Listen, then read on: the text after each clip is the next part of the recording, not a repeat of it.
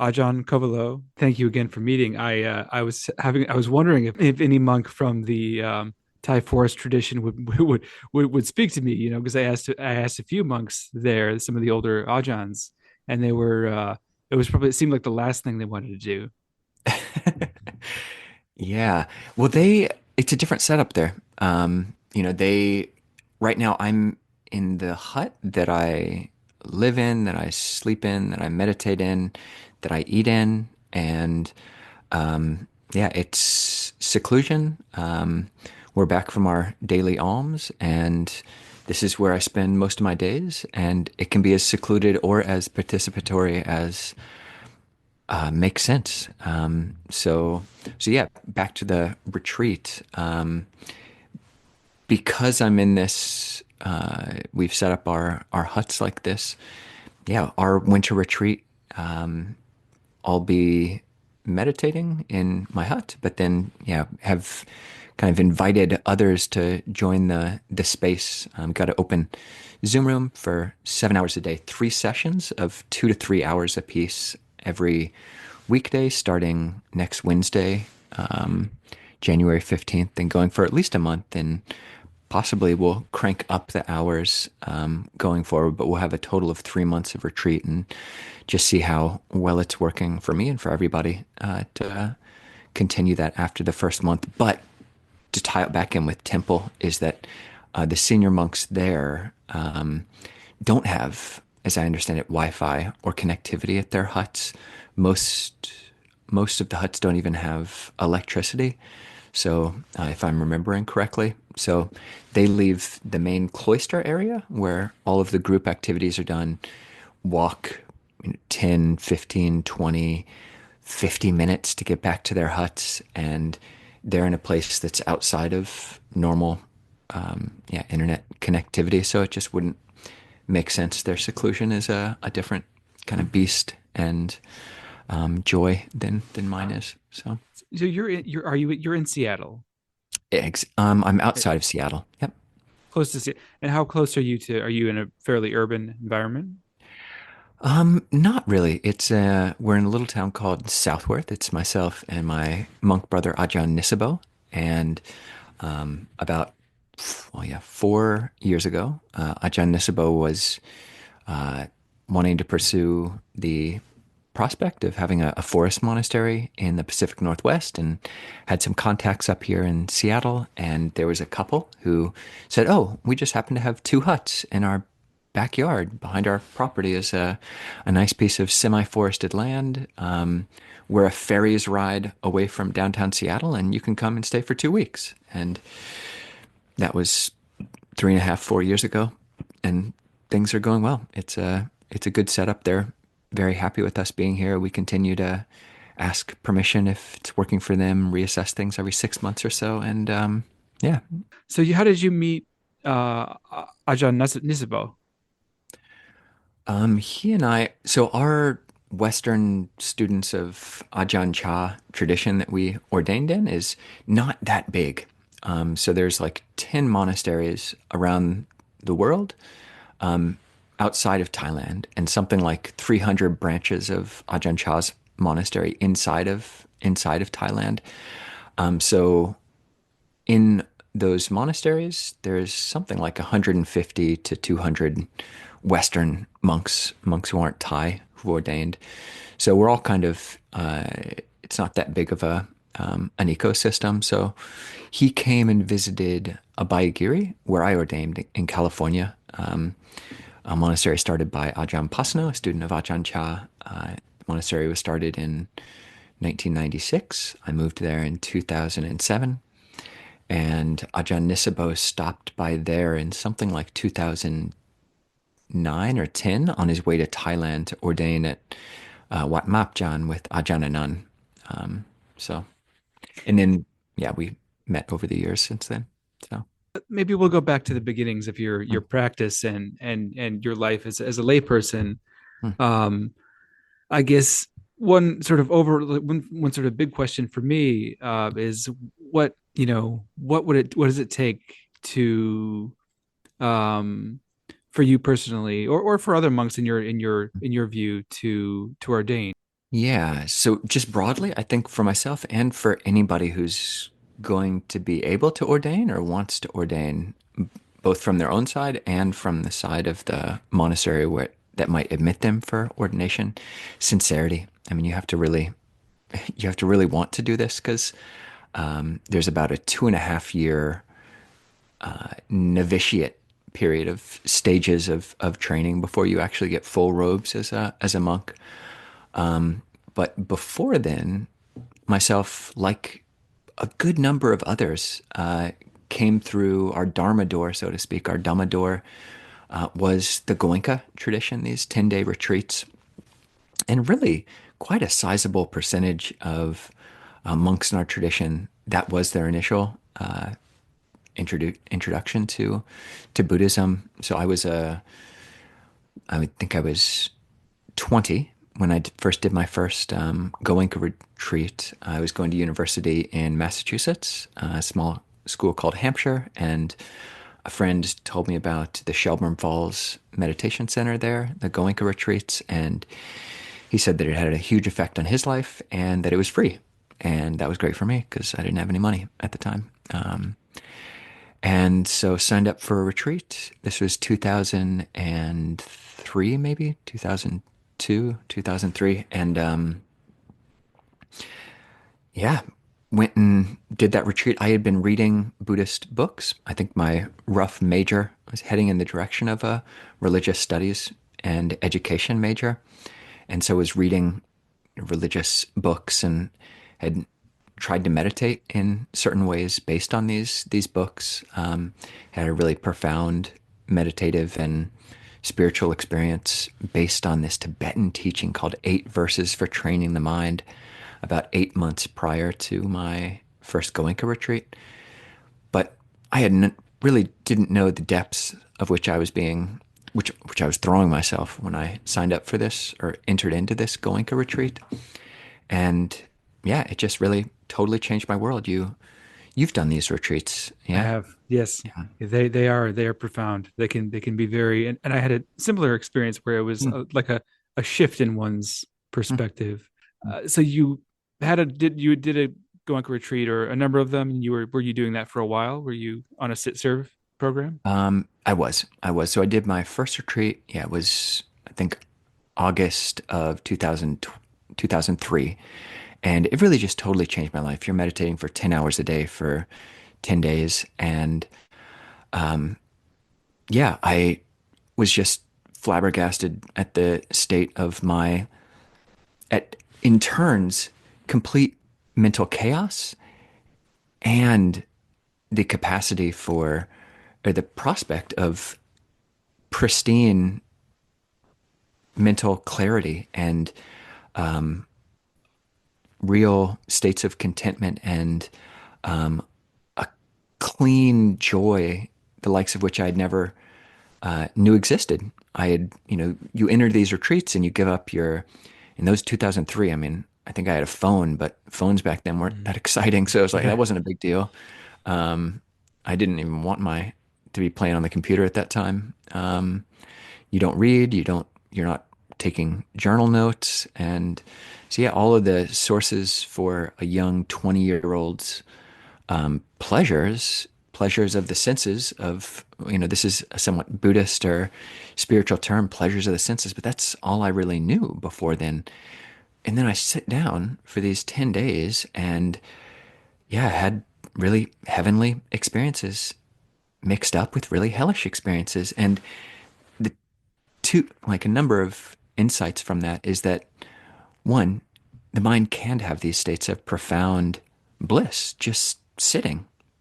And, I'm in school and on a trajectory to totally take my life in the course of making the kind of money I need to live the kind of life, to get the kind of pleasures that I thought that I needed to be happy.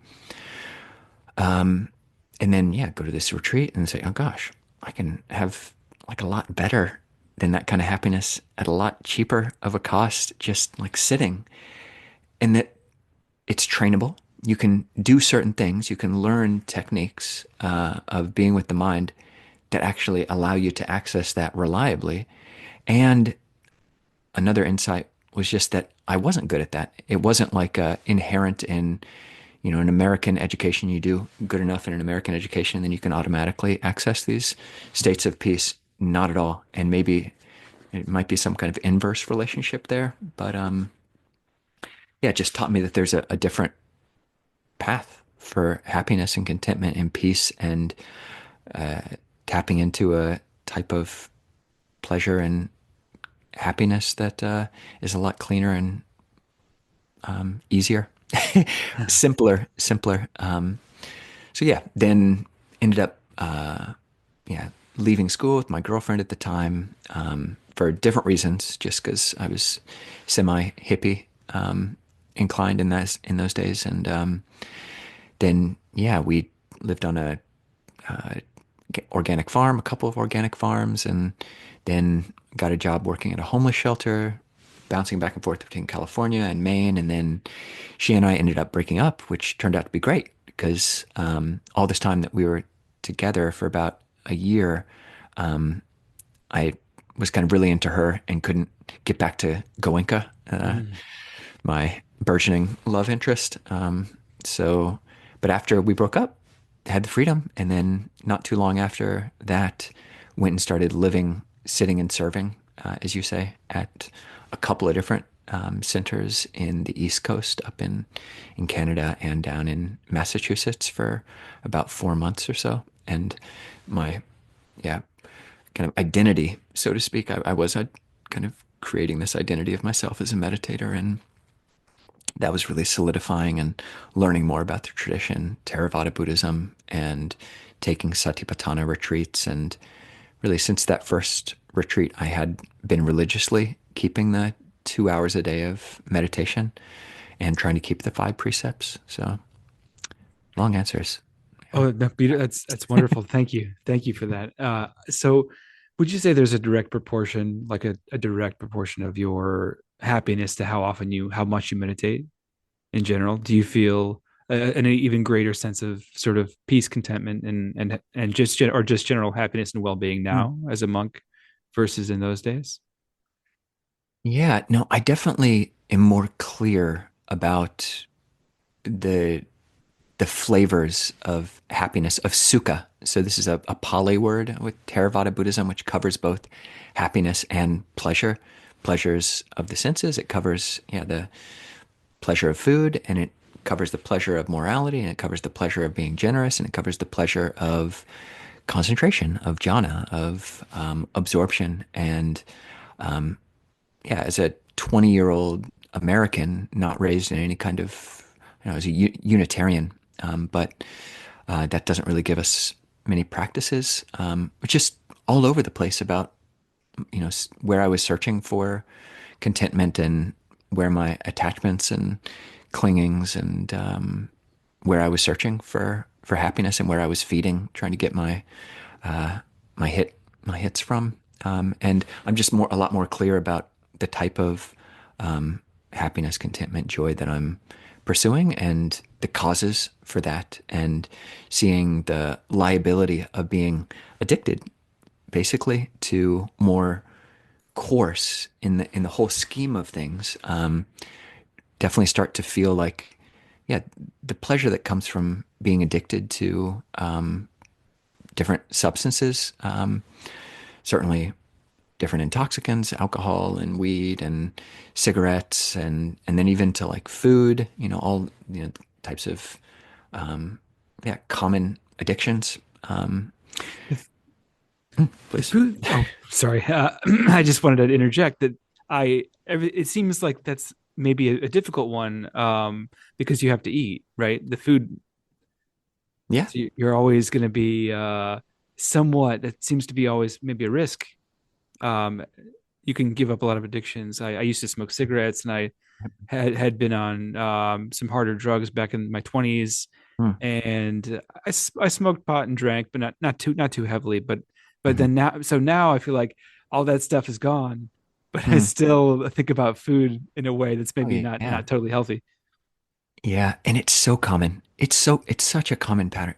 It's like maybe the most common pattern in monasteries. Like or I mean, just around the world, probably since the time of the Buddha. I mean, we start giving up these, yeah, our sources for happiness, really the things that give us a sense of well-being, the party scenes and the whatever it is. And then, yeah, it's super common in these support groups like AA. It's like, okay, you stop drinking and then you start smoking and then you stop smoking and then you start some other addiction. And then, yeah, Overeaters Anonymous is a thing. And I think a lot of people there, yeah, we have a lot of people that are from these, are still doing these different AA affiliate groups that come to our meditations. And yeah, going to food addiction, you come to a monastery and we don't have movies to watch, and you only eat once or twice a day, You and think about that meal often? Because it's like the one meal. Like, is it something that monks you tend to sort of focus on? Just definitely as a junior monk, like yeah. they say, there's kind of like a funny statement that as a junior monk, so in your first 5 years in robes, you think and talk a lot about food. And maybe you don't talk about it as much, but you're definitely thinking a lot about food. And then your next 5 years in robes, after you've gotten your initial training and you've got a bit more freedom to travel different places, then you're always thinking and talking about traveling, going, doing this tudong, which is kind of like a monastic pilgrimage. And then for the next 5 years, you're talking about building, building a monastery, which is kind of the phase that I'm in right now. And then after that, when you've been in robes 15 or 20 years, you start thinking and talking about medicines because your body's falling apart. But but I do think it is just like, yeah, you get older and your libido, both the sex drive and the just the lust for life and sensuality, the physical correlates of the sensual drives just kind of chill out over time, especially if you see the detriment in being addicted to those things. So it just, you see, when you live in a monastery, it's just such a having too much addiction to food, thinking too much about food is just, it's a surefire recipe for dukkha, for suffering, because we don't have a refrigerator, we don't have access to the refrigerator. I can think about food all I want, but it's not going to happen until the next day's meal. So the mind realizes, okay, it doesn't make sense to fight in that direction, and then that type of papancha is the word for like the mind states that just spins out the mental proliferation. It's like, okay, it doesn't make sense to proliferate in the direction of food too much. So I'll start proliferating about something else, like starting a monastery. So, Hmm. So what is a day in the life for you at the monastery? Like a typical day if there was one. yeah. So we are starting this monastery. Right now, it's just myself and Ajahn Nesabo. And 5 days a week, our sole means of getting food is going on alms. So because it's just he and I creating the monastery, the Buddha, I think very wisely, we have lots and lots of rules about being a monk, but there are very few which are time bound and associated with periods when the Buddha said you had to be doing X. We have to finish eating before noon, between basically dawn and noon. But outside of that, there's no like, okay, every monk and nun in the world has to be meditating from 7 to 8 a.m. every day, and then from 6 to 7 p.m. every day. Like that is totally up to the discretion of the senior monks in each monastery. So whereas that was the protocol, like every monk comes to morning and evening chanting and meditation at the monastery where I ordained, a great training monastery, Abhayagiri, very similar, very, very similar to Temple Forest Monastery. Now that we're starting something, like Ajahn Nisabo and I, we have realized that we are extreme larks, i.e., we'll wake up as close to midnight as possible, basically going to bed very early, going to So, bed at like 7, yes, 7 o'clock, 6:30 even, or 7. so you're getting about 5 or 6 hours. So I can't really operate on less than 6, but because we have so much control over our day, I do this diurnal sleeping pattern where get the most of my sleep, 6 hours, not less than 6 hours in one chunk, and then later on in the day, yeah, usually early afternoon, I'll sleep the rest of the amount of time that I need to sleep in a 24-hour period. But then that allows us to wake up super early. And yeah, those early hours, I can, Ajahn Nisbo and I, it's very easy for us to be meditating, working, studying for 5, 6 hours before we see another human, basically. And so, yeah, that is a kind of sacred time for deep work. And by deep work, I do include meditation. So, yeah, we'll wake up very early. And yeah, given some of the things we have in the evening, I basically do set an alarm for, yeah, 6 or 6.5 hours after I go to sleep for when I'll wake up. So, wake up at that time. Could be, yeah, 2 a.m., could be, yeah, earlier, a bit later. And then have one of these Zoom meditations, these early Zoom meditations year round from 4 to 5:30 in the morning. And then after that, at 6 a.m., we leave our huts, go, yeah, I'll just speed through the rest of the day. No. Yeah, leave our huts at 6 a.m., walk to the ferry, where we take the ferry over to Coleman Dock in downtown Seattle, walk to Pike Place Market, where the first Starbucks coffee was. And that's where we go for alms. And we'll meet people there who offer food, and we talk with whoever comes that day. We're there from 7 to 7:45 in the morning. Then we walk back to the ferry, take it back, and we're back at our huts by 9 a.m. And I'm 42, Ajahn Nisbo's 36 or 37, and we're still young enough that our bodies work well enough on just one meal a day, and we're used to it. Our stomachs, almost certainly our stomachs are larger than the average human. Not to brag or anything, Oh but yeah, of course. Yeah. So doing it. Yeah. yeah, so you've Stretch collected that bag. yeah. Yeah. I mean, the thing is like your body it's so amazing that it can Mm. do much more. It's capable of so much more, I think, than Uh-huh. we give it credit for. Mhm. I've been doing a lot of cold therapy stuff and Wim Mhm. Hof's, I don't know if you know Wim Hof. Uh-huh. Yep. Yeah, Yeah. I mean, I'm not like a practitioner necessarily of this technique, but I've taken the online class and I've gone, I really I enjoy going into the cold, and I realized that your body is much more resilient in that way, but also, Mm. in terms of fasting, you really just your body just gets used to it. So Mm. you've Cool. collected the first meal at this point Yes. in the morning, Yep. and then you go back to the monastery, and then you have lunch there, or I guess it'd be like Yep. so. Yep. This is We like do. around 11 or so. It's actually 9 o'clock, so we're back to our huts at 9 Oh, a.m. and then yeah, just have the meal at that time, maybe 9:30 or so, and then basically the rest of the afternoon is ours. Yeah, early, I guess the late morning and afternoon are ours, and then just in terms of group schedule, have another year-round group meeting on Zoom for meditation, totally silent, from 4:45 to 5:45, and then not long after that, we'll just retire for the evening. And that big chunk of time in the middle of the day, yeah, I do a fair amount of study, do meditate. Yeah, we have a number of long-term projects that we're working on with the monastery, in addition to just yeah, the practicalities of setting up a community. We've got a really beautiful community. I'll have to give huge props to Ajahn Nisabo. He's one of the most skilled organizers I've ever met. One of the best connectors of people and kind of caretakers of relationship that I've ever known. So, yeah, we are kind of shepherding this community, which right now, we call ourselves Clear Mountain Monastery, and it's monastery in the sense of a broader definition. We don't yet have land.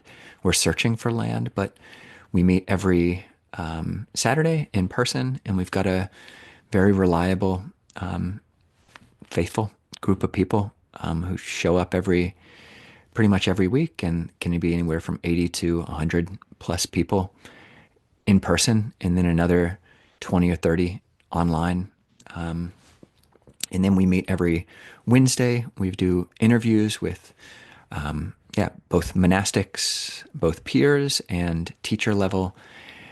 Some really the best, yeah, monks and impressive practitioners, certainly that we know of, as well as lay teachers.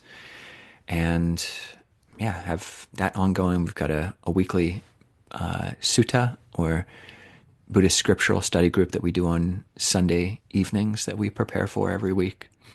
So, yeah, No, and it's great what you're doing. I checked out the last interview with the Jasuma Tenzin Palmo. uh-huh, oh yeah, yeah, And am I pronouncing that correctly?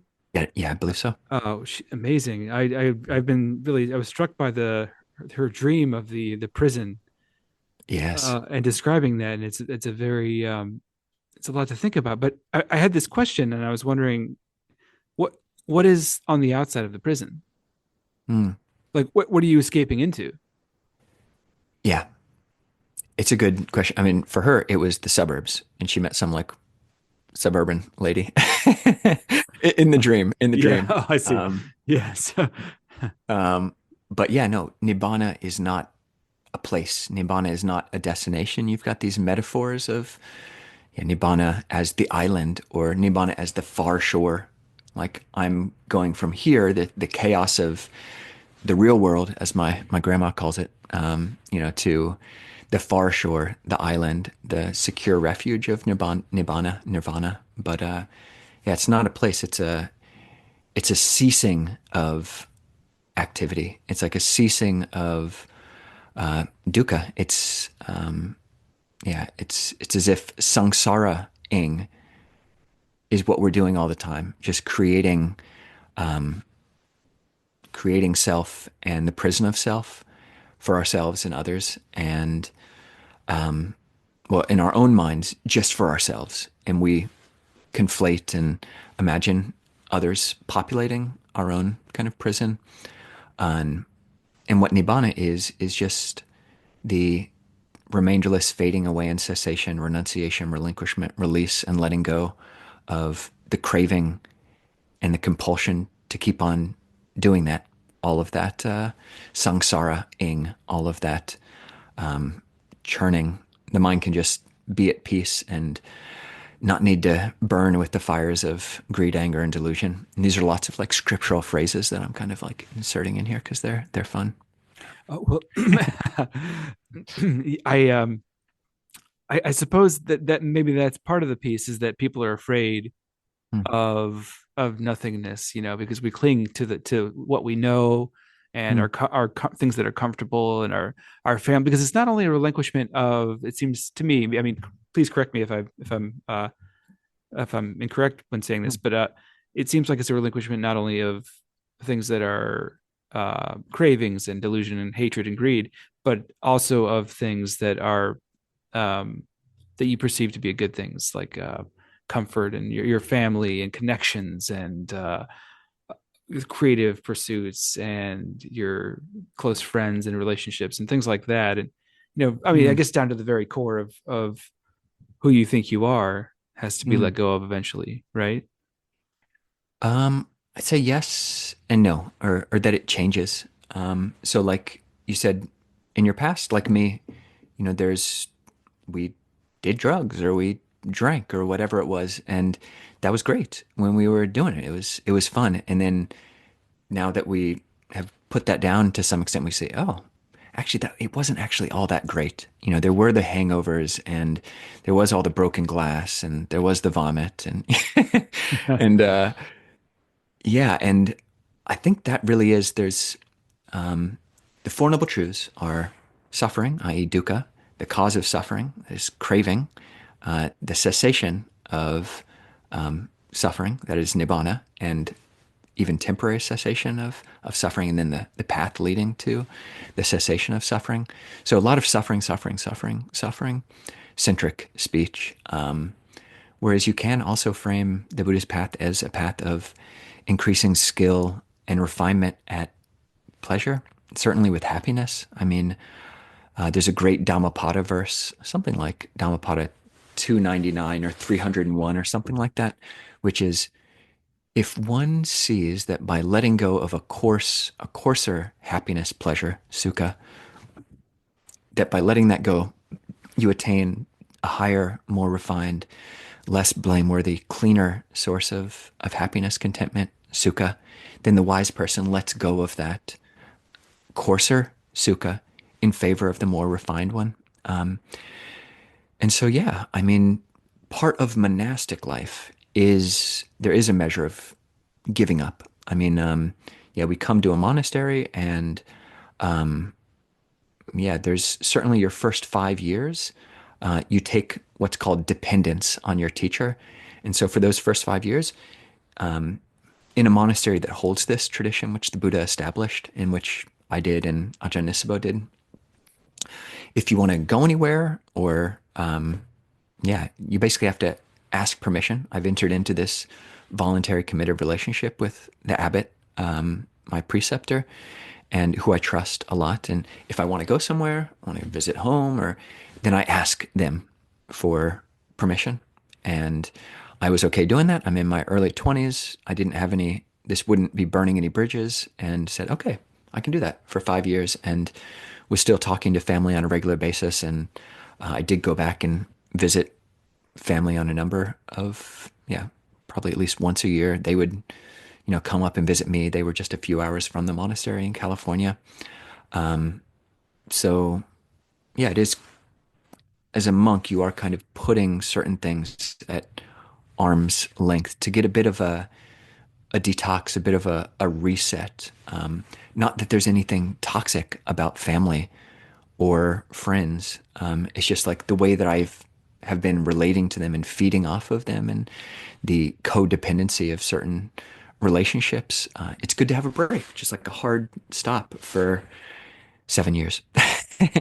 And it wasn't really a hard stop, especially with family. And now that I'm in yeah, once you have pon nisai, you've left that period of dependence, then yeah, you have a lot more freedom. And I talk with family, yeah, at least once a week.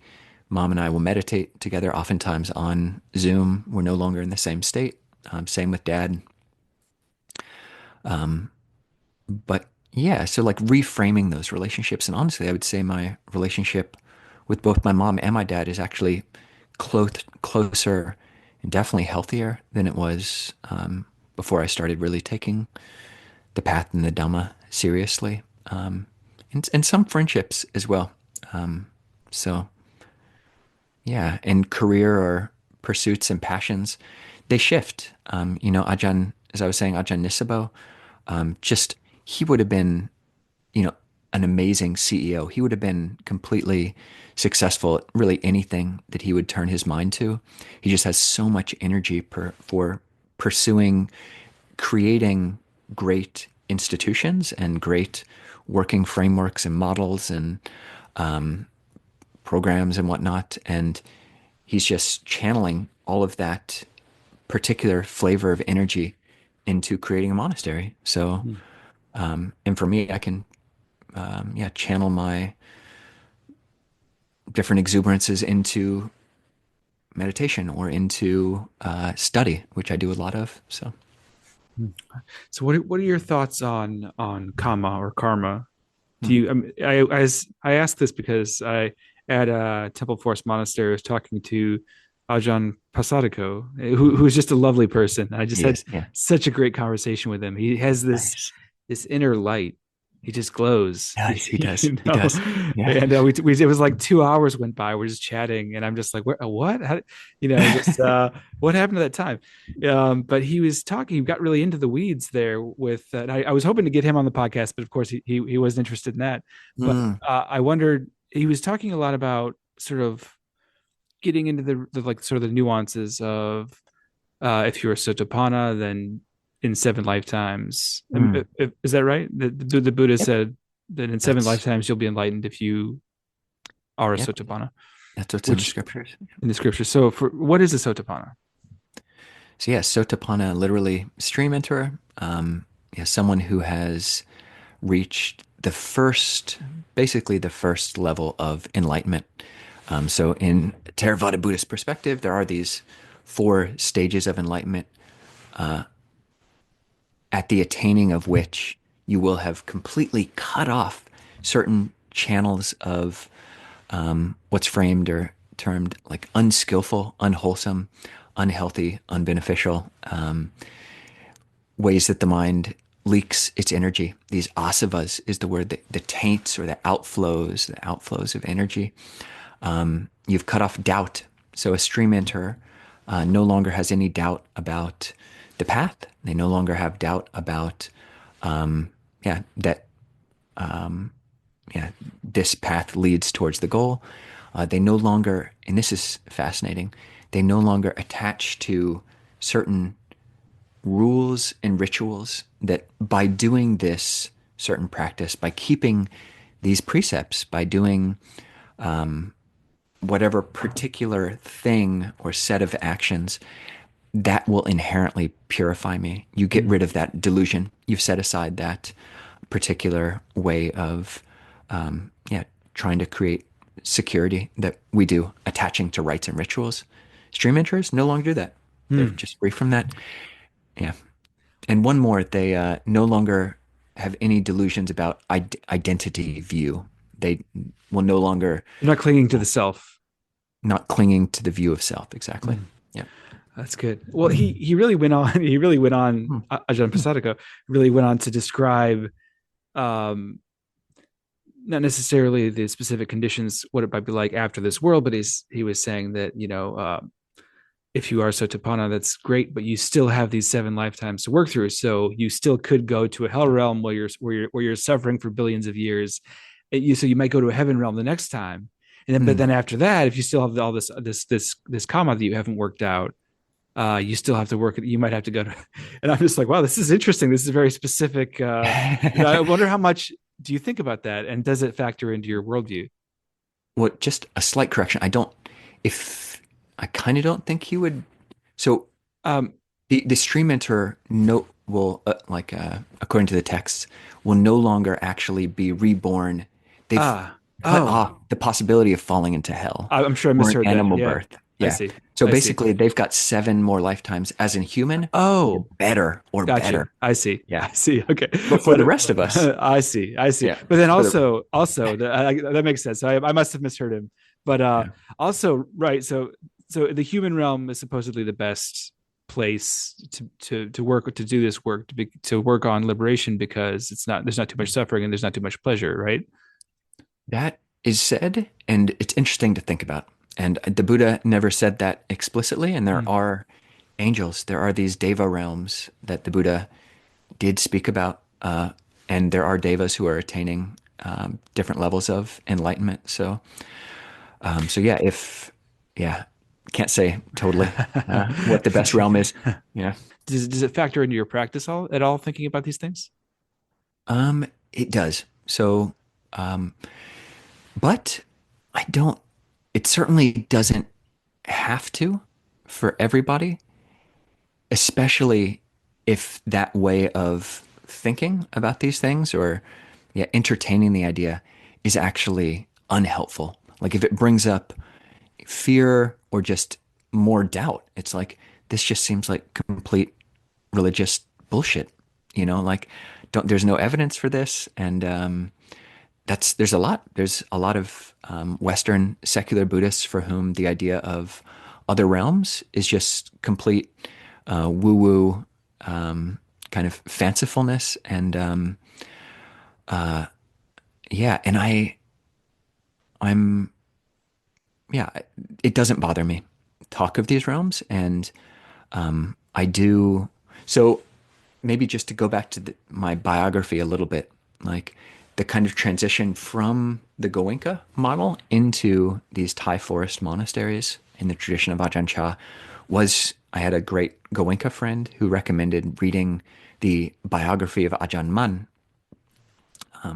which is available for free online.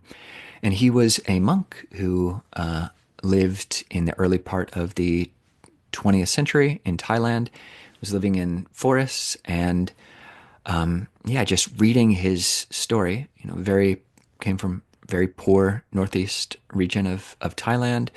And yeah, coming from a Goenka background, you just start hearing his story, reading his story.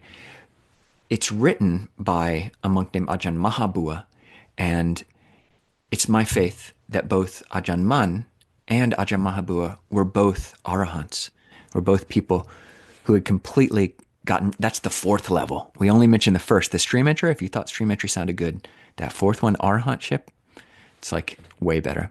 Um, and so it's my faith, and I think the faith of a lot of people, that both of those people, both the author of the book and Ajahn Mun himself, had attained arahantship, complete end of greed, anger, delusion.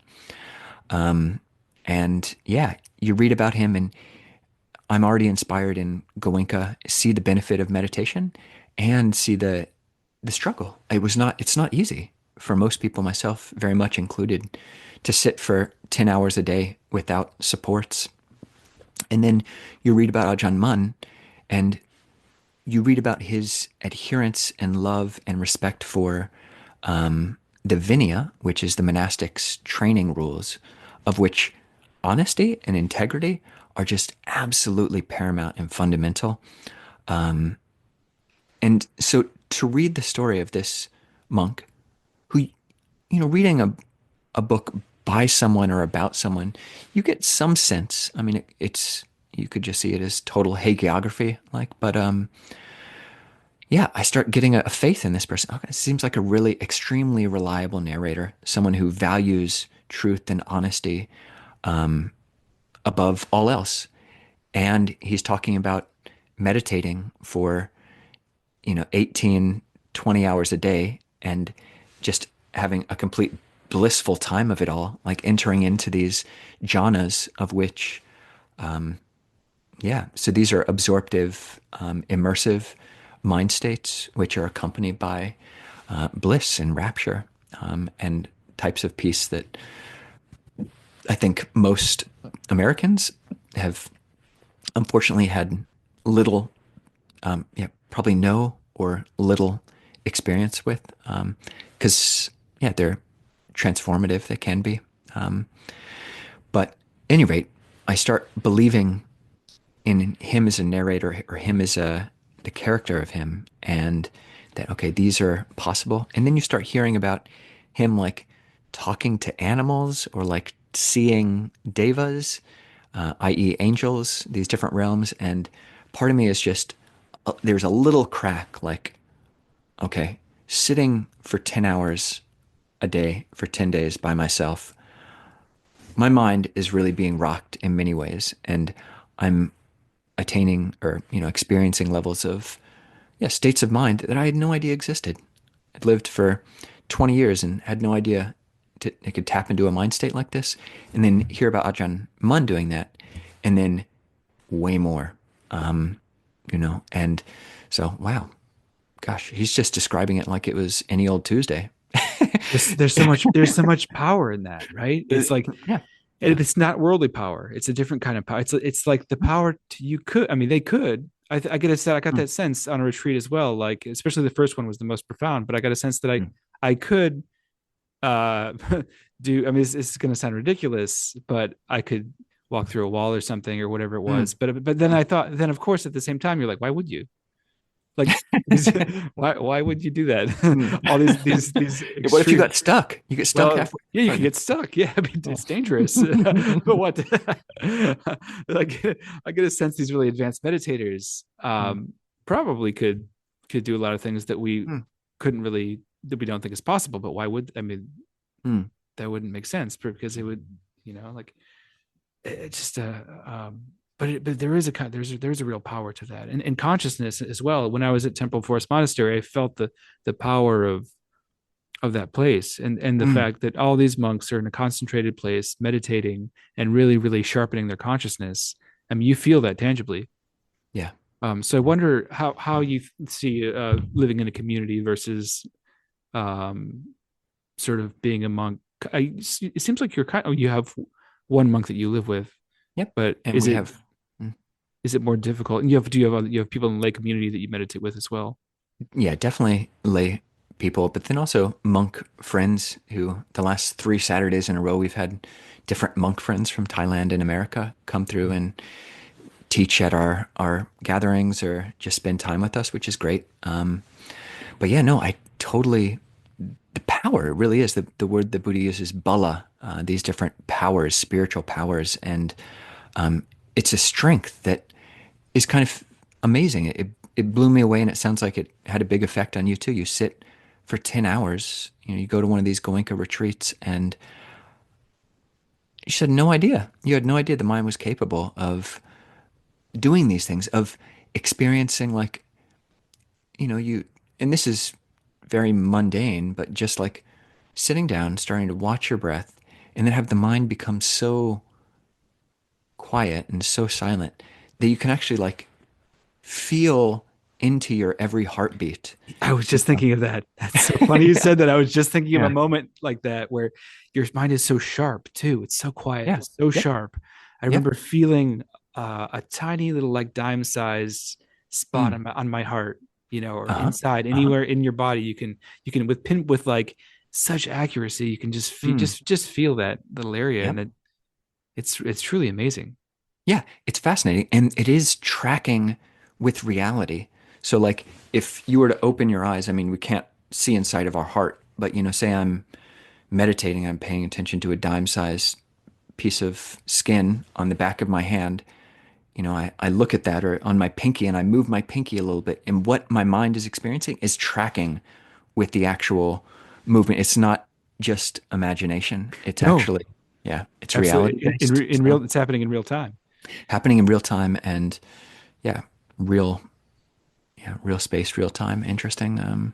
Those kind of things, the meanings of those things shift as you get deeper into this. But yeah, in community is a powerful thing as well. The Sangha jewel. So in Buddhism, we talk about the threefold refuge or the triple gem, the Buddha, the Dhamma, and the Sangha. On Saturdays, we meet in an old yeah, basketball court, and we call it the triple gym, GYM. But anyway, yeah, That's good. That's yeah, good. it's pretty cool. But the Buddha, the Dhamma, and the Sangha. The Buddha, the potential for awakening. The Dhamma, his teachings, the Four Noble Truths, and the Sangha, those people who have realized the path to the same level, basically, as the Buddha. And yeah, that's there's the Arya Sangha, those people who have attained stream entry and above, lay people and monastics, and the traditional Bhikkhu or Bhikkhuni Sangha, the monastic Sangha. The monastic Sangha, these robes, the colors of these robes being like a banner, a symbol of that noble attainment. And yeah, living with community, it's a great training. And I wouldn't have want to wouldn't have wanted to. It wouldn't have been a good thing.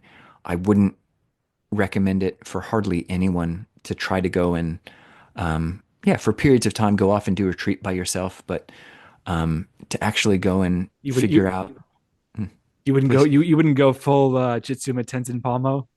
No, 12 year 12 year, what is it, 12 years in a cave she did? 12 years in a cave, yeah, 12 years in That's the snow. that's amazing. But she did actually have a lot of supports. So she Mm. had been ordained for some period of time before she did that. She was getting input from her teacher. I think she would leave like each year or each month or something, kind of somehow get instruction from her teacher. And so it wasn't, yeah, it wasn't as secluded and she's a much more mature spiritually, I think, than certainly I would have been in my early 20s and probably am now. But yeah, I think a lot of us try that. I certainly did before ordaining, before I knew it was possible to ordain. I'm like, oh, starting to read about these ascetics or even read about monks. I'm like, oh, I don't know if this still exists. Are there still monks in the world? I'm living in Massachusetts and going to these Goenka retreats, but had never seen a monk before. But it started reading these suttas, and it's like, oh, these guys who wear robes and then they live super simple lives and they just eat once a day and live out in the forest. And oh, I could do that. And then I actually tried to go camping. I'm like a city boy raised in Cincinnati, Ohio, and I don't know anything about camping. I like go out and really I don't. Yeah, being raised in a normal American academic, you know, framework, I'm used to having a school and teachers completely outline my, 8 hours of my day and dictate what I'm supposed to do. And yeah, it was just a failure trying to do it by myself. But then learning about monks, learning that there are monks, there are Western monks, and there are monasteries in America that I could go to and train at. I said, I actually really need to do that. Because this, starting to intuit after several retreats that this is going to take maybe a little bit longer than I thought. Got some glimpses of peace and well-being during these 10 days, but yeah, the whole project isn't snapping together as quickly as I may have wanted. How difficult is it, or what are some of the sort of like the positive and negative things about the robes? Um, let's see.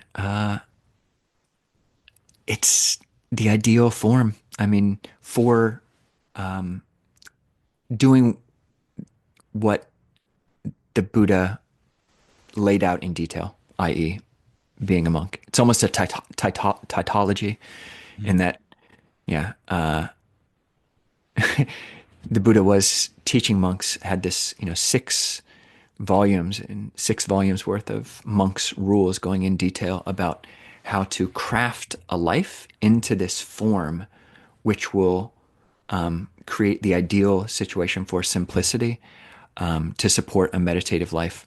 We don't use money. We're supported for our most basic need, food, on alms on a daily basis. So we just go in. Yeah. So for the alms, I'm sorry to interrupt there. Yep. Just before I forget to ask, you do you are people know who you are when you go on alms rounds? Do they ask you? Do they try to give you money, or do you see some of the some of the same people? Do they know where to find you and they want to give you food, and so they know? Yep. All of the above. All of the above. We have on our Clear Mountain website, there's a whole section on the alms round. And there's actually a calendar which Ajahn Nisabo set up that people can go in themselves and sign up to, oh, I'd like to offer food next Tuesday. And then someone else might sign up for Wednesday. And then it's not limited to one person. So this morning we had 3 different 3 different people sign up, and then we had 2 other people show up spontaneously. And oftentimes, people who don't know we're going to be there show up and see us. And all the people who know us know that we don't accept money and that we can only accept food. Um, but then people who don't know us will oftentimes want to offer money we say we can't accept, and then they might we might have a good conversation, or maybe they might say, "Oh, can I buy you some food?" And then we'll say, "Oh yeah, if you'd like to do that, that would be great." And Nice. yeah, and so it does. It works. It works. There hasn't been a day when we've gone hungry up here. So in a it is a bit, it's less certain than in a monastery. In a monastery, most monasteries have a kitchen where perhaps guests staying at the monastery or postulants, white-robed anagarikas, the first stage of novitiate training, will actually be cooking every morning. So it's a very sure thing that you're going to get food that day. And the alms that we're doing is also because there's this calendar and this setup, you know, there's not a fear that we're not going to get enough. It's possible, and we don't know, and we don't try to angle for things. But so yeah, the Buddha creates this form where our basic necessities of life are provided for in the most simple of ways. The Buddha says in the ordination chanting, yeah, you should take alms food as your basic sustenance, and you should strive your whole life to make that simplicity of food be your foundation. Because yeah, we don't have to work a 9 to 5 job or any even a 4 hour work week to make the money to pay for that food.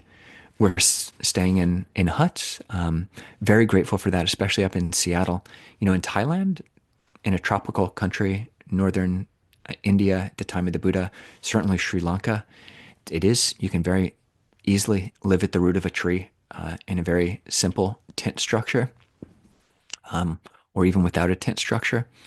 But yeah, we've had this couple who we mentioned earlier who has just let us stay in these huts. So that's taken care of. And yeah, the Buddha set up all these rules so that we can maintain a level of integrity that people can see and touch into and ask about and then want to support. And the support we need is not that much. I think Ajahn Amaro, the abbot of Amaravati, says that he's calculated it, and the amount of money that it takes to maintain the life and livelihood of a Buddhist monastic is about the same as it takes to rear a Great Dane. So, That's amazing. yeah, Well, yeah, it shows you how little you actually need, right? But yet it seems like there's a direct proportion between renunciation and happiness. I wonder if you could speak to that. If you have you sensed a greater as you give up more of your sort of worldly pleasures, are you happier on a different level? yes. In the with the best, healthiest, most wholesome and true sense of renunciation. So there's definitely a way to renounce, to give up, to throw away, to push away that, yeah, can be an outer form and is not at all commensurate with a growth in peace and well-being. And you see that at a monastery, like Mm.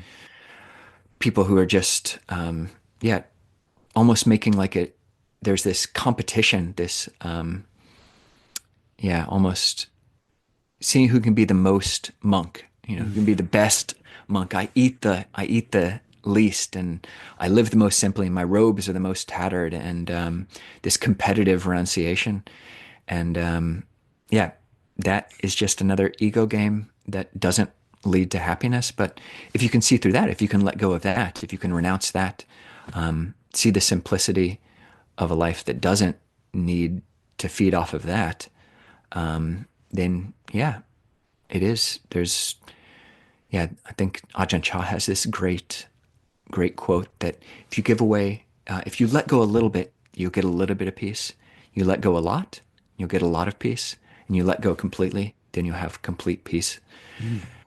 And yeah, just seeing wherever we are on that spectrum, yeah, it does seem to be like I've on the outers, the bark of a life. As monastics, we have kind of shed that in certain ways. And yeah, there's a level of simplicity which wasn't there when we were still, yeah, involved in certain ways.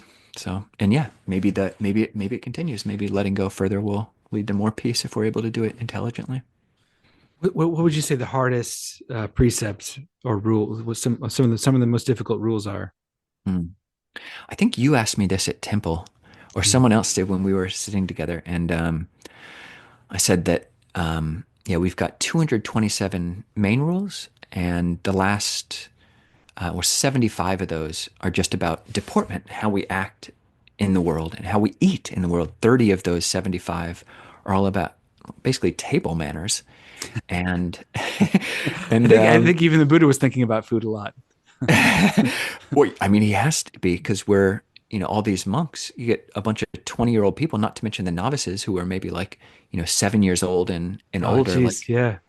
oh yeah, I mean, definitely there's a lot of thinking about food. That's the one channel through which our senses and our imaginations can flow.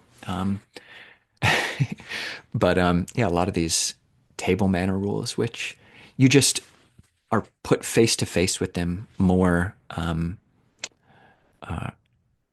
directly than the other rules. Like living in a hut like this or living in a monastery, yeah, it's just not feasible. There's not food to eat afternoon, so we can't break the rules around eating afternoon. Living by ourselves like this, a lot of the rules of celibacy just take care of themselves. Living at a monastery, there's just such a culture of celibacy and protecting that there's just not really much of an opportunity to break those rules. Yeah, I mean, also just with Ajahn Nisabo or living with other monks, there are refinements of speech, which, like, one of our rules is disrespect is to be confessed. And it's defined in a very particular way. But if you try to take that on as a rule, like, oh, that can have a really profound effect on how you're relating to the people around you. Like it kind of throttles the sense of righteous indignation or righteousness that can creep into relationships with such toxic effect. It's like, oh, actually, I don't want to disrespect this person and what they're saying. So Hmm. Why do you think monks disrobe or leave, I should say? But in the tradition, it's called disrobing, right? yep, yeah, yeah. We don't like just get totally naked. It's not about that. um, yeah, there's lots of reasons, and I think even for every individual monk, there's lots of reasons.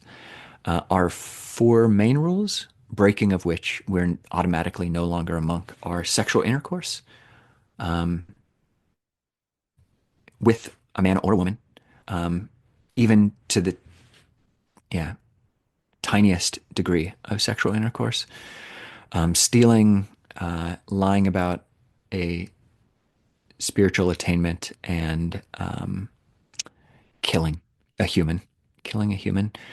Um, so I think, and we do have quite a few rules that are protecting our celibacy, and yeah, I think that is definitely for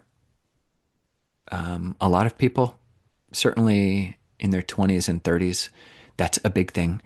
And certainly if someone comes to robes very early, say like in their late teens, and maybe they hadn't had a partner or a relationship before coming to robes, that can really loom large in their mind as like, gosh, life is short. I don't know about this. I've read these suttas and we chant about that there are other realms, but really I don't know. Fear of missing out. You only live once. There is so yeah. I've never experienced sex or whatever it is, and just curiosity in that realm, or it could be frustration with a particular monastery. Although I do, yeah, I the reasons for disrobing, if so, it has happened. It definitely happened, a good number of times that people will come to me either as a monk friend or someone like slightly senior, if they are thinking about disrobing, and they'll oftentimes describe what's going through their minds. And yeah, I can hear it. And in the Thai tradition, there are no requirements for lifetime vows, and the Buddha didn't prescribe lifetime vows. In fact, in Thailand, yeah, it's the norm that most people who ordain will disrobe. It's the norm that most men, at one point it was 70%, and it probably slightly less now, but the majority of Thai men have, at least for some period, done a temporary ordination. But most will disrobe, and that's fine in that context. But if someone's describing to me why they're thinking of disrobing, and I start noticing this vinegar in their voice, this acidity and kind of caustic fault finding, then I'll really want to mirror that. Like, it sounds like you're having a lot of trouble living here, and yeah, I think it's worthwhile like looking at that, because these are, for the most part, they're the monasteries that we're living at and wanting to live at are very safe places, very healthy in most respects, many respects, very healthy places, and they're great training grounds for looking at our own fault finding mind, which is fascinating, such a fertile ground for learning.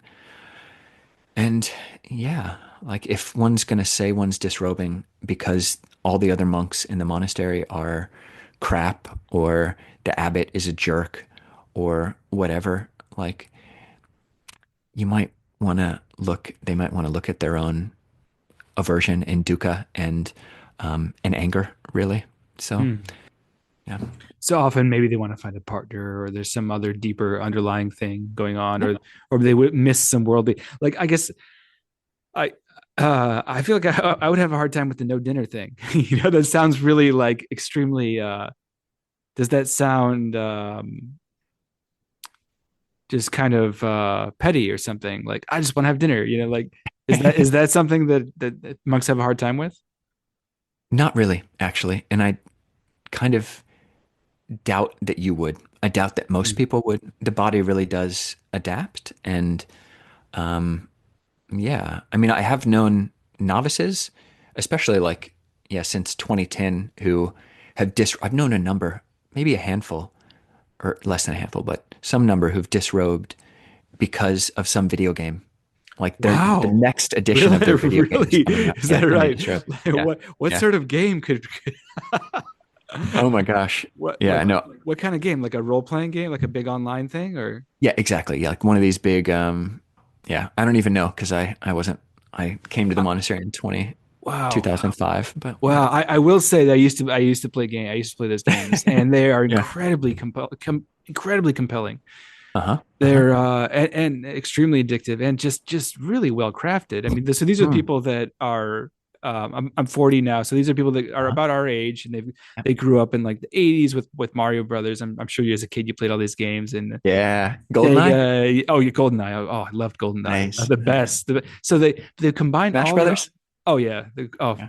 What a Mario Kart. So Oh yeah. Oh, was that your cutoff? That like late like that early was 2000s? about it. Yep. Yeah, Yep. yeah, yeah, yeah. Yep. Yeah, Yeah. but they got really good after that point. Like in like the mid Oh yeah. 2000s, Okay. they're just so good. Like the video game, the series called Fallout. I don't know if you've heard of that. It's like Have heard of a it. Never post played it. apocalyptic. It's so well done, and this game studios. It's just like they have amazing writing, and Hmm. everything is you're swept up into this world, and Yeah. so I just can't have them around. I play Tetris, and that's it. Whoa. But Okay. Okay. Tetris to me is so much. I think about like I've been thinking about Tetris in like a Dhamma lens Hmm. in a way. I don't know if like I I want to hear started more. I Say more. started I started writing a little blog about this, but there's a little there's like so you're playing each game. It's almost impossible to reach 999,000 or it's a million points. It Okay. only goes to six digits, the score. Okay. So you Okay. technically you can never beat the game. But I guess beating it is kind of if you this is like the NES version, the Nintendo version, Mhm. which is Mhm. considered to be like the gold standard, the Tetris. That's the one. That's the one. The one. Um, so if you can do like that, that's like the holy grail. Hmm. I've gotten pretty far, but each game to me is like a lifetime. You know, each game Hmm. is a new life. You know, Hmm. and it's like Hmm. it seems like the more you want it to succeed, the less likely it is. You Hmm. know, the more it's almost like, and I've heard that like the thing preventing you from being enlightened is the want of it, is wanting it. Hmm. I don't know what your thoughts are on that, but in Tetris terms, it seems to be true. Wow. Well, cool. I love that you're pulling Tetris into or yeah, seeing the Dhamma in Tetris. That's awesome. And there's all kinds of stuff. I'm writing a blog about it. It's sort of All ridiculous, right. Well, yeah, but send it my way. I'll send it. Tetris was my mom's big game. So, yeah, I would love to be able to. I don't know the games. My mom plays Candy Crush and my dad plays Angry Birds, and I would love to know the Dhamma of both of those. So, they've gotten so good at these games where they're mm, like even when I'm on the train, I'm watching people play like Candy Crush or something. I'm not even mm, playing the game, but I can't like help but look. mm. They're There, so compelling. there's a heaven realm called the Devas or the angels who delight in the creations of others, or the Devas who delight in creating. So just let those are like the game creators, Oh basically. Like, wow, yeah, I like take that that. joy up to the That's nth good. degree. Yeah. Um, How does your life change going into mm. winter retreat? Well, yeah, I don't think I got into the details of this when we were describing it, but yeah, we'll have 7 hours a day of group meditation. So 4 to 7 a.m. we'll open up a Zoom room and I'll be meditating for those 3 hours. And anybody who wants to can join, totally silent. Then from 10 to 12, another 2 hours, and then from 3:45 to 5:45. All these are all Pacific times. So those are kind of three main blocks of time that I'll be meditating in a group setting. And then in between that, probably a bit more meditation and study.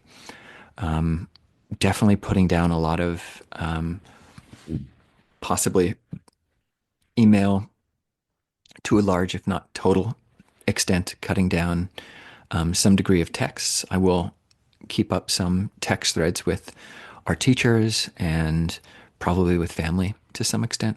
Um, But yeah, we will still go for alms, although I will be fasting for a lot of it. And that is one other thing about, starting this monastery.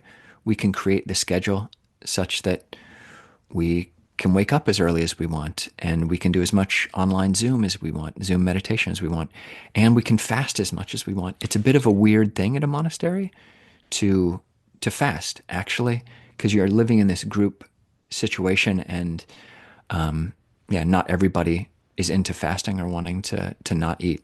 So How long will you fast? I'm gonna do this thing I've done before, at least for the first month, of like just doing apple juice, apple cider vinegar, every weekday for a month, and probably maybe continue on after that. But then eating some alms on Sundays and some Saturdays. So So no solid food during the week.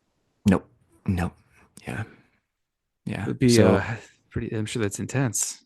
So well, you, the part that I find most intense is interacting with other people. Like this, there's a degree of like cognitive load, like social calorie consumption, which when I'm interacting with other people, like I get paranoid while I'm like somehow if I'm eating, if I've got enough calories, that kind of tamps down this kind of social paranoia, social anxiety. hmm. Whereas if I'm fasting, that might rear its head.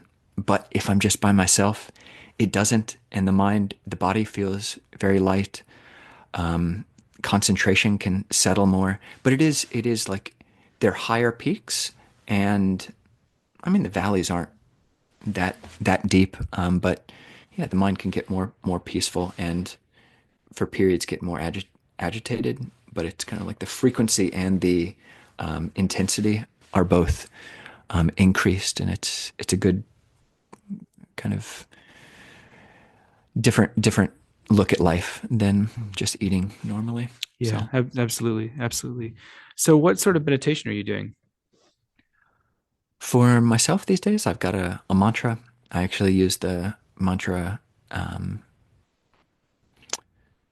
yeah, part of it is Buddho, which is the classic Thai forest tradition mantra. Buddho, which means literally awake, that which is awake, that which knows. And I'll use that in conjunction with the breath. Something called the Anapanasati Sutta, Majjhima number, the middle length discourse is number 118, which talks about 16 steps of breath meditation, knowing the breath that's short, that's long, feeling the breath in the whole body, calming the whole body as you breathe, breathing in, experiencing pleasure, breathing in, experiencing happiness, breathing in, experiencing the mental formations or thought patterns, calming those, knowing the mind, bringing joy to the mind, concentrating the mind, releasing the mind, knowing anicca or impermanence, knowing dispassion, cessation, and letting go. So those are the 16 steps in utter briefness. But yeah, that's my practice, knowing the breath and practicing with it in these different ways. And that is an interesting thing. It's different from Goenka. The Goenka teachings really say, no, you don't alter the breath and don't try to create any sensation. Just whatever's there, observe that. And that's a great mode of practice when, yeah, when it is. But there is a place that the Buddha allowed for training oneself. This is literally the words. One trains thus. I can breathe in, experiencing piti and sukha, experiencing pleasure, actually. So, and that's not like, you know, it's not talking about sensual pleasures. It's talking about a type of spiritual pleasure, the pleasure of stillness of mind. I can train myself thus. I will breathe in, experiencing the happiness and the joy of that. So, yeah, and that kind of gives a lubrication to honestly have utter gratitude for the Goenka tradition and technique and system and centers. And for me, wanting to give my whole life to these teachings, I found that it wasn't enough. I couldn't just live forever at one of these centers. They're not really set up for that. And all the supports aren't really totally there for that, living in a center full time. And I found that my mind is baroque or complex enough that I did feel like calling on more of the repertoire of the full Buddhist teachings of the Buddha than are taught at those retreats. So, yeah. I'm glad you just reminded me of something you said at Temple Forest Monastery, that if a Goenka retreat, to use this sort of a martial analogy, that if a Goenka retreat is like a boxing match, then being a Yeah, monk is like MMA. that's right. Yeah, the forest tradition is like MMA. Yeah, Yeah. you put that greed in a headlock and you kick, yeah, you kick the anger in the face, and yeah, it's good stuff. That's really good. That's really good. But it does seem like it takes that kind of determination, and it's a battle, right? Um, it is, and that's a people. Some people like that martial metaphor. Certainly, Ajahn Mun could talk in that way, and he makes you want to be a soldier for the Buddha, basically. Onward, Buddhist soldiers, and some people really don't like that language, but for me, it's like, yeah, it can feel like that. But fortunately, I feel like the conditions that we're creating with this monastery and most monasteries that I've lived in, it certainly doesn't always feel like a battle. And honestly, it feels like, and if it ever does feel like a battle, it feels like we're doing this as a group. We're all in the same team. We're all doing this together. And oftentimes, yeah, it's just you're experiencing utter gratitude. Um, yeah, it doesn't feel martial much at all. So Well, it seems like living in a community is so important, like we talked about earlier, like in terms of just on a consciousness level, like you're really lifting each other up and yeah, helping each other, not even necessarily in any physical or verbal way, but just being present and holding that space seems to have a profound effect. it does. And living in community, I think, is so important. It's a very, very rare individual, I think, who can thrive without some sort of community. It doesn't have to be a monastic community, and I think for most people it won't be. But yeah, it really is supportive, and they're mirrors for you and can show you when you're getting weird and going off, and which happens a lot. That being said, do you have any advice for a layperson who would like to strengthen their practice? Visit these monasteries, figure out ways to. Just gave a talk. What do we call it? Something about Buddhist habits. Yeah, Atomic Habits, Buddhist edition, all about creating, yeah, finding ways to make Buddhist practice, make the Eightfold Path, make generosity, make keeping precepts, make meditation obvious, attractive, easy, and satisfying in your life, and really create the structures that support that, and really almost make it harder to not do than to do these things. So That's yeah, good. That's good. I have a pretty easy time with the five precepts, but nice. then past that, the eight, I'm just I seem to have a block. But it seems like there are lay people that do keep the eight. Oh yeah, yeah. If you should check out our Discord server. So this is one thing which Ajahn Nisabo set up. We've got 1,000 people on the Discord server, 500 of whom are keeping the five precepts, and many of whom are trying to keep a weekly uposatha, which is like a time when they bump up their precepts and try to keep eight. And there's discussion about all these things. But yeah, support for, you know, if everybody else around you is eating and you're not eating, like you've got this community online that's not doing it. And there's, yeah, all over the world, lay people who are living on the eight precepts, who are doing it once a week, once every 2 weeks. And so yeah, check it out. You can I will. totally do it. I If, will. yeah, So yeah. where is this? Where before I forget to ask, where can people find you? People can just go to clearmountainmonastery.org, and it's all one word. And we've got a YouTube channel, which is great. Again, interviewing some really fantastic, impressive, lovely, loving teachers. So that's great. And we do have this Discord server, which you can get to if you just go to our main webpage, the homepage, and there's links to the Discord server. And yep, those are probably, and we also have WhatsApp group. So yep, different ways. I appreciate that. Thank you. And I also appreciate all of your work and the way that you've built up this community and you're reaching out to lay people. And I think that's a really important thing. And I'm not going to say I wasn't put off at all. I totally Mm, understood going to Temple Forest Monastery, why, like, there's a reason why they're there. A lot of these mhm, monks, they're in seclusion, they're monks for a reason. And I recently went to this Benedictine monastery in mm. Chicago. I might have mentioned this over the phone, but it was You did. Yep. just beautiful. The one Mm, of the monks got into it through he was a musician before, and mm, his singing. I mean, you're just transported. These guys do this all day, every day. They're in this like mm, crumbling. It's the only urban Benedictine monastery in the mm, country, mm, and we show up. Me and my family. My brother's really into like medieval art, and mm, he's also a musician. So I'm like, uh-huh, where do they do like Gregorian chants in the mm, city? Well, let's find some mm, place. And this turned up. So we show up there, myself, my brothers, and my brother's family, my mom, and it was like we're like we took up over half the place. You know, like mm, there was like two other people there, mm, and we sort mm, of talked to the prior afterwards, asking him like where everybody was. That he was hinting that there's a reason they're not trying to get out there. They're trying to sort of stay sort of mm, secluded. uh-huh, I appreciate that you're putting yourself out there, and you have this YouTube channel, and you have a Discord, and you have a connection, sort of a larger outreach to, because I think a lot of people are interested, and they're asking themselves, what is there something more?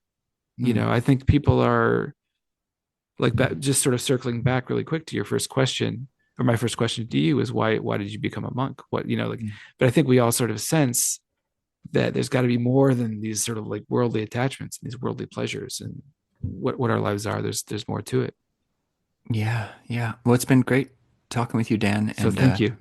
great to hear about your visit to the Benedictine monastery. And monasteries can be great and sacred places. And we do have this new medium, like the internet and Zoom, and these technologies have only been around for so long. And figuring out, like, honestly, although we do have these different platforms, our days are still very spacious. And yeah, we'll sign off, and then I'll be meditating fairly soon. And yeah, it's yeah, figuring out how to do both and to find, because it supports us as well. I really do feel supported by these different communities. They offer us alms and really friendship in a certain way that yeah, it's mutually supportive all around. So Yeah, and in turn, you offer the lay community inspiration. So thank you for that. hmm. Well, I'm glad you said that. Thank you for saying that. And yeah, tap in any way you can. I You can will. come over. Just check out all we do. I will. I'll Got come by. Thank a- you again for All right. meeting, and I wish you a great and peaceful winter retreat. All right. Well, thanks a lot, Dan. And yeah, do come visit us in person if you ever come out I to see would us love as to. well. I would love Cool. to. All right. Great. Be well. Thank you. Take care, Dan. Yeah. Bye bye. Take care.